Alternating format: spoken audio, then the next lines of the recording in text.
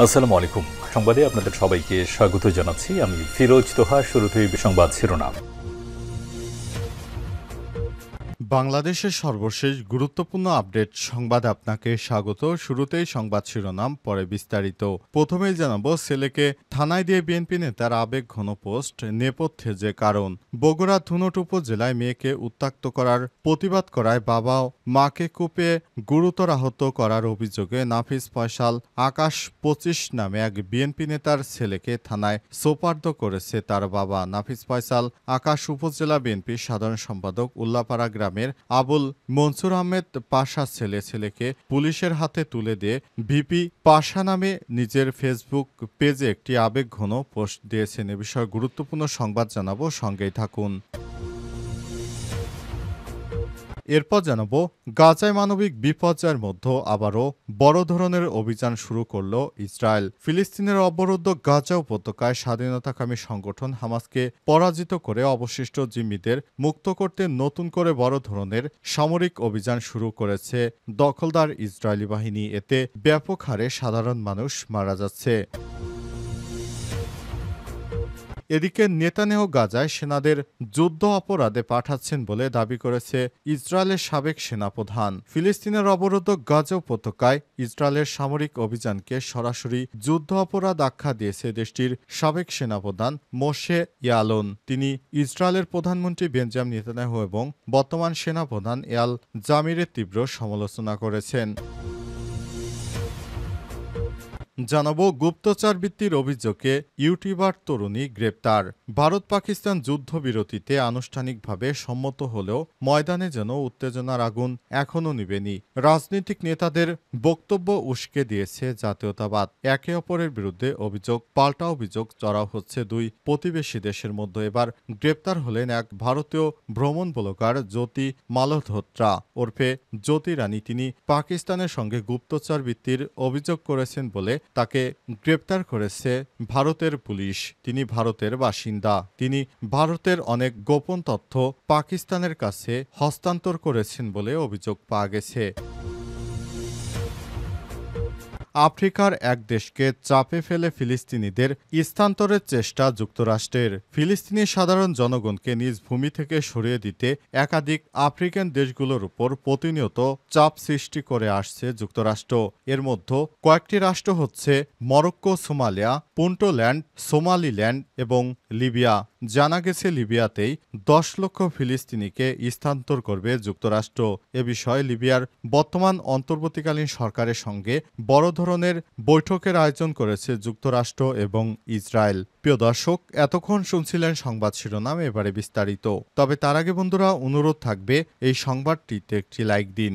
এই চ্যানেলে আপনি নতুন হয়ে থাকলে আমাদের সংবাদটি দেখতে দেখতে চ্যানেলটি সাবস্ক্রাইব করে রাখুন। কমেন্ট করে বন্ধুরা আপনার মূল্যবান মতামত জানিয়ে দিন আপনি বিশ্বের কোন দেশ থেকে বা বাংলাদেশের কোন স্থান থেকে আমাদের সংবাদটি দেখছেন এবং শুনছেন। আর বন্ধুরা, গাজা যুদ্ধে আপনি যদি নিরীহ ফিলিস্তিনিদের ভালোবেসে থাকেন, কমেন্টে ইয়েস লিখে বিশ্ববাসীকে জানিয়ে দিন। সংবাদটি আপনার সোশ্যাল মিডিয়া ফেসবুকে বন্ধুদের জানার সুযোগ করে দিন। এবারে বিস্তারিত।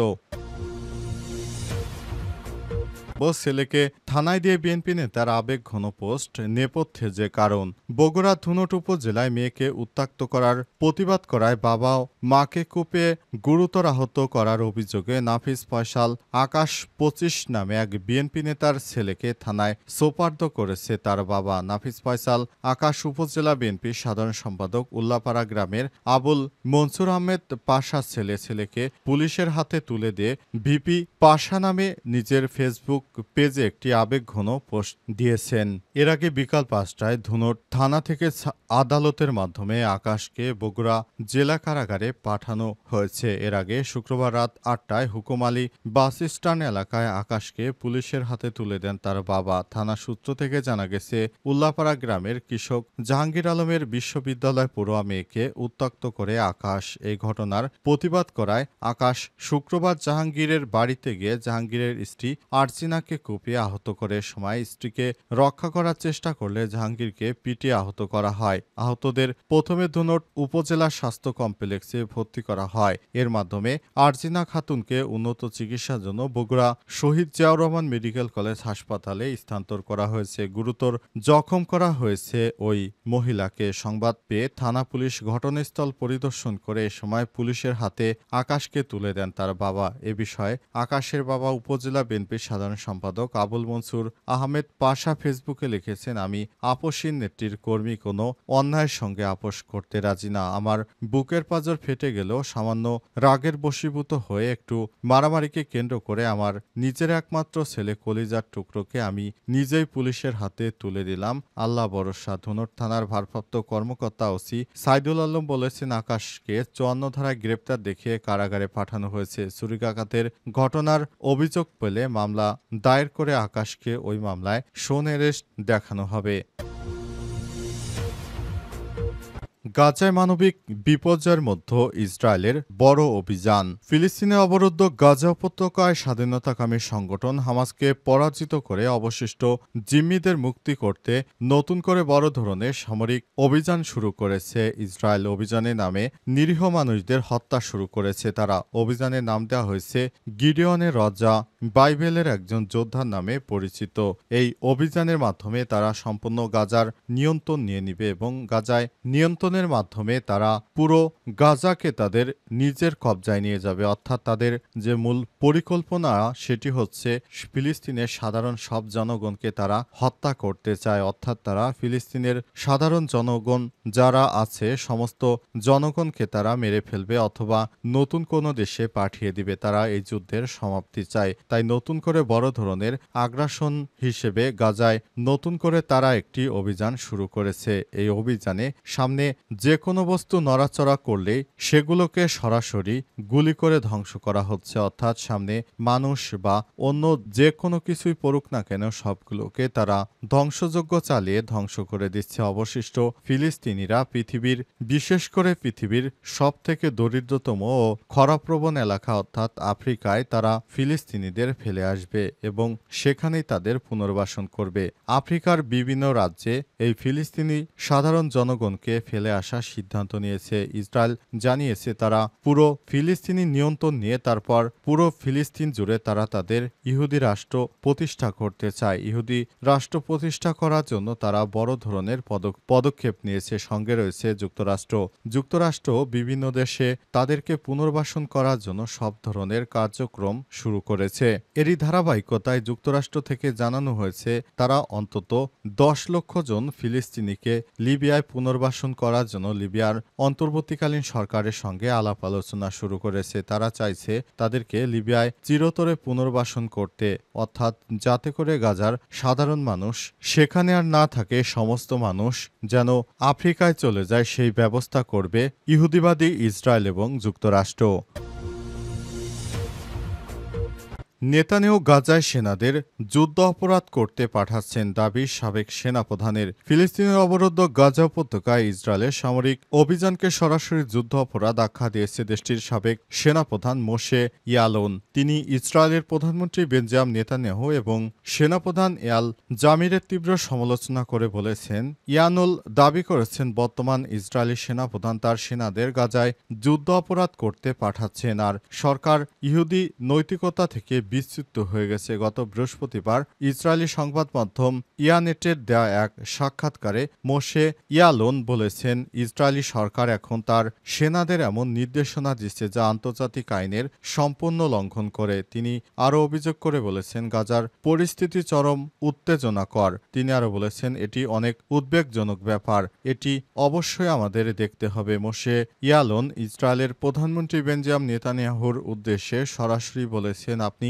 সেনাদের যুদ্ধ অপরাধ করতে পাঠাচ্ছেন। তিনি ইসরায়েলে চলমান সামরিক অভিযানে সেনাদের কর্মকাণ্ডকে যুদ্ধ অপরাধ হিসেবে চিহ্নিত করেছেন। আফ্রিকার এক দেশকে চাপে ফেলে ফিলিস্তিনিদের স্থানান্তরে ছক করছে যুক্তরাষ্ট্র। ফিলিস্তিনি জনগণকে নিজ ভূমি থেকে সরিয়ে দিতে একাধিক আফ্রিকান দেশগুলোর উপর প্রতিনিয়ত চাপ সৃষ্টি করে আসছে যুক্তরাষ্ট্র। ফিলিস্তিনের অবরুদ্ধ গাজা উপত্যকায় ইসরায়েলের আগ্রাসন শুরুর পর থেকে এই প্রচেষ্টা আরও স্পষ্ট হয়েছে। মার্কিন প্রেসিডেন্ট ডোনাল্ড ট্রাম্পের প্রশাসন শুরু থেকেই মধ্যপ্রাচ্যের এই সংকটকে নতুনভাবে সমাধানের নামে গাজাবাসীদের আফ্রিকার বিভিন্ন দেশে পুনর্বাসনের পরিকল্পনায় এগিয়ে যাচ্ছে। চলতি বছরের ফেব্রুয়ারি মাসে ইসরায়েলি সংবাদ মাধ্যম জেরুজালেম পোস্ট জানিয়েছে, গাজাবাসীদের জন্য মরক্কো, সোমালিয়া, পুন্টল্যান্ড ও সোমালিল্যান্ডকে সম্ভাব্য গন্তব্য হিসেবে বিবেচনা করে দেশগুলোতে রাজনৈতিক দুর্বলতা, নিরাপত্তাহীনতা এবং অর্থনৈতিক দুরবস্থার সুযোগ নিয়ে সব অঞ্চলে ফিলিস্তিনিদের পাঠানোর পরিকল্পনা করা হচ্ছে। এরপর মার্চে বার্তা সংস্থা অ্যাসোসিয়েট প্রেস এপি জানিয়েছে, পূর্ব আফ্রিকার ৩টি দেশ সুদান, সোমালিয়া ও বিভিন্ন বিচ্ছিন্ন অঞ্চলে সোমালিল্যান্ডের সঙ্গে যুক্তরাষ্ট্র ও ইসরায়েল যৌথভাবে আলোচনা করছে। আলোচনার মূল বিষয় হল গাজা থেকে ফিলিস্তিনিদের জোরপূর্বক বাস্তুচ্যুত করা এবং ওই দেশগুলোতে তাদের স্থায়ীভাবে পুনর্বাসন করা। তবে সবচেয়ে আলোচিত হয়েছে যুক্তরাষ্ট্রের সর্বশেষ পরিকল্পনা, যেখানে প্রায় ১০ লাখ গাজাবাসীকে লিবিয়ায় পুনর্বাসনের চেষ্টা করছে তারা। শনিবার ১৭ মে মার্কিন বার্তা সংস্থা এনবিসি নিউজ জানিয়েছে, এই পরিকল্পনাটি ৫ মার্কিন কর্মকর্তা নিশ্চিত করেছে। তাদের মধ্যে ৩ জন এর দাবি এটি লক্ষ্য লিবিয়ার শাসকদের সঙ্গে সরাসরি যোগাযোগ করেছে যুক্তরাষ্ট্র। বিনিময়ে ১০ বছর ধরে জব্দ থাকা লিবিয়ার শত শত কোটি ডলার বৈদেশিক সম্পদের অর্থ মুক্ত করার প্রস্তাব দেওয়া হয়েছে, তবে এখনও কোনো চূড়ান্ত সমঝোতা হয়নি। জানা গেছে, লিবিয়ার অন্তর্বর্তীকালীন সরকারকে এই অর্থ ছাড় দিবে যুক্তরাষ্ট্র। বিনিময়ে ১০ লক্ষ মানুষকে পুনর্বাসনের সুযোগ দিতে পারে লিবিয়া।